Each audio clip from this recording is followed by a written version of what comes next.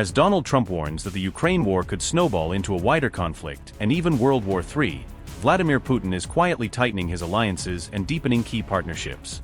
On December 12, Putin met with the Iranian president in Ashgabat for high-level talks, underscoring the growing political and economic coordination between Moscow and Tehran.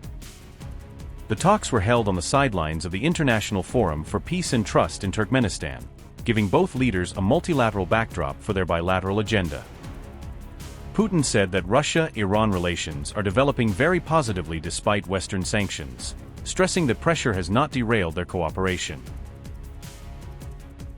The meeting focused heavily on gas, electricity, and nuclear cooperation channeled through United Nations-linked frameworks and international agreements.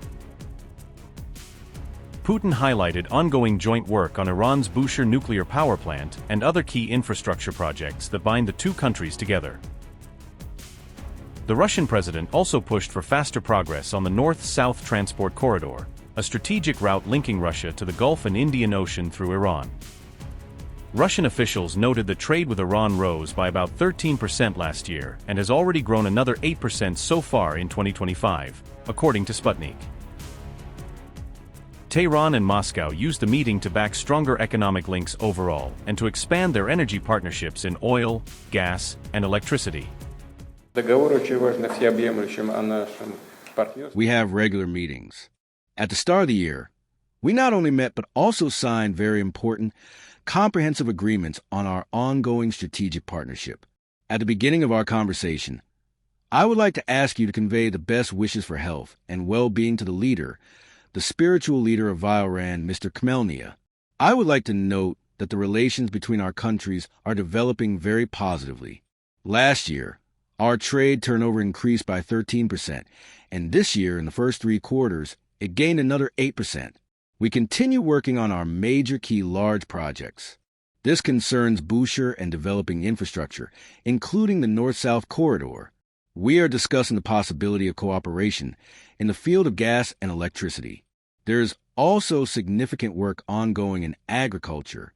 And, of course, we remain in close contact on all key international issues, including all matters related to the Iranian nuclear program.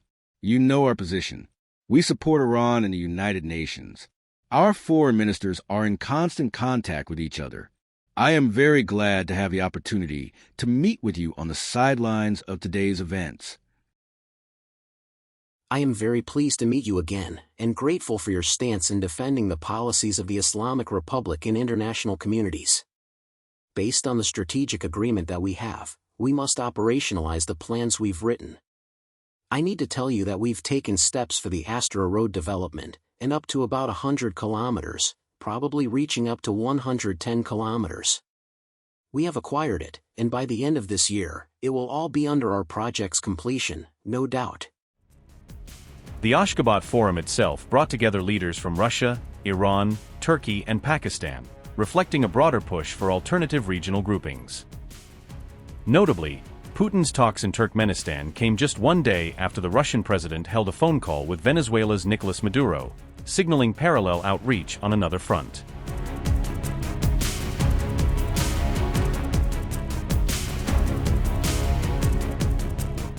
On December 11th, the Venezuelan president held a phone call with Putin amid rising U.S. pressure and an increased American military presence in the Caribbean.